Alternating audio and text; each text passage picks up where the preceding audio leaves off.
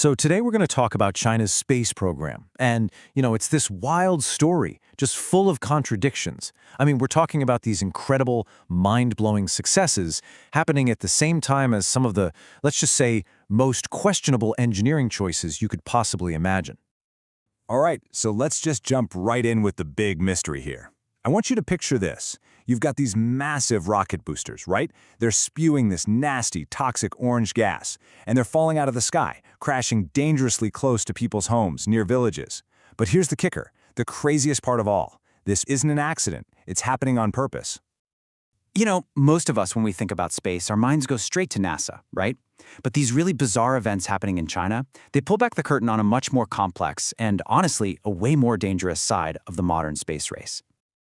Yeah, you heard that right. It's by design. For a whole lot of China's launches, these rocket crashes are literally a scheduled part of the mission. They intentionally just drop the spent boosters over the countryside. And this isn't new. It's a practice that's been going on for decades. Okay, so you gotta be asking yourself, how in the world does something like this become standard procedure? Well, to figure that out, we've got to look at where China built its launch sites, and more importantly, why. It all comes down to old-school military strategy. See, their major launch centers, like Xichang, were built way inland. The idea was to protect them from foreign attacks, especially during the Cold War.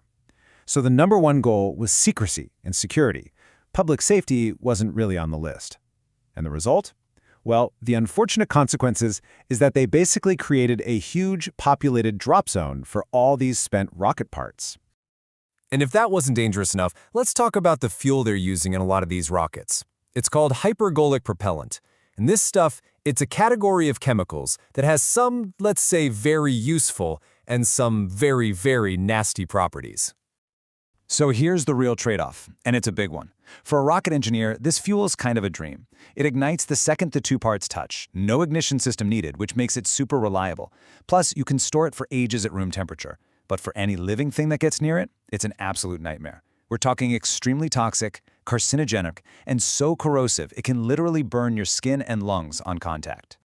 And this all leads to this. This is the actual official warning the Chinese government gives to villagers before a launch. I'm just going to read it to you word for word. If you see any flying objects falling from the sky, please adjust your location quickly to avoid any harm. I mean, can you believe that? It's just so casual for something so unbelievably dangerous. So, as you can imagine, this level of, well, let's call it recklessness, it didn't go unnoticed by the rest of the world.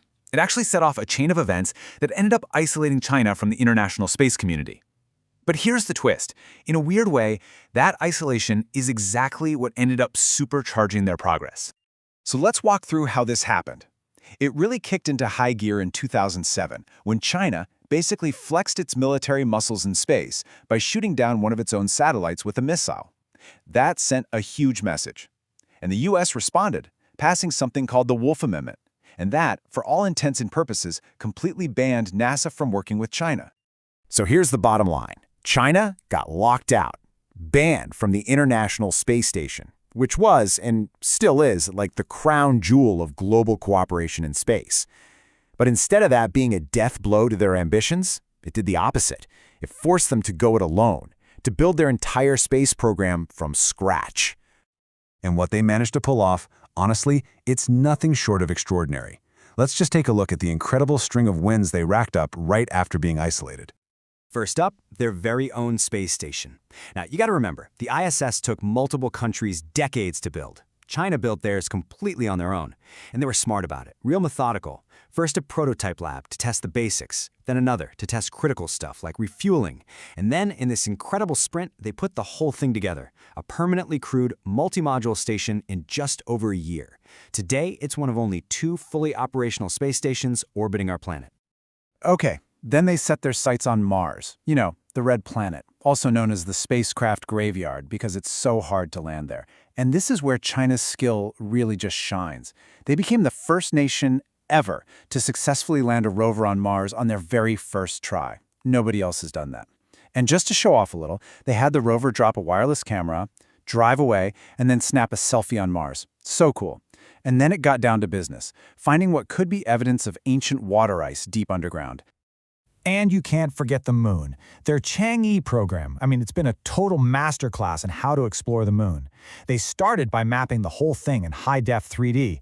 Then they did something no one had ever done before. They landed on the far side of the moon, the side we never see from Earth. And just recently, they topped that with another world first.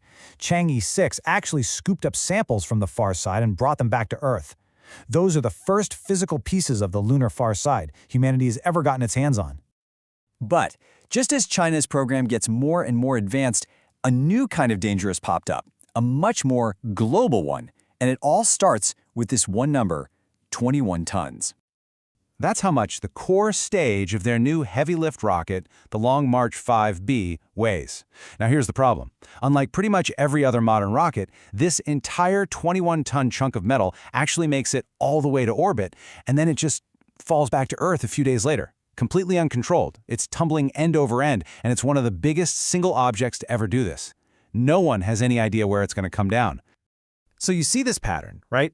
Incredible technical skill mixed with some really high-stakes risk-taking. And it's not just about their rockets. You can see the exact same playbook in their bigger global strategy, especially when you look at how they built their own version of GPS. So here's what happened. A while back, the US temporarily cut the GPS signal to a Chinese ship, and that was a huge wake-up call for Beijing. They decided right then and there that they could never again depend on American technology for something so critical. Their solution? They built their own system, called Beidou. And get this, it is now the single largest satellite constellation in orbit.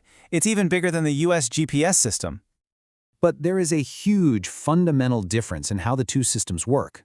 Think of the American GPS as being like a radio station. The satellites are the broadcast tower sending out a signal, and your phone is just the radio, passively listening to figure out where it is. It's a one-way street.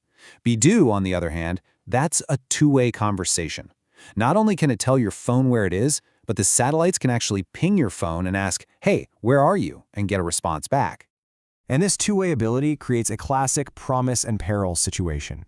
You can see the upside, right? You could use it to locate a missing person's last known position, which is amazing. But you could also use it as a tool for mass surveillance, tracking people on a massive scale. And that potential for spying is precisely why Taiwan has completely banned its use, especially for any military or civilian ships that come anywhere near its coast. So this brings us back to where we started, to the central paradox. Is China's space program reckless, or is it revolutionary?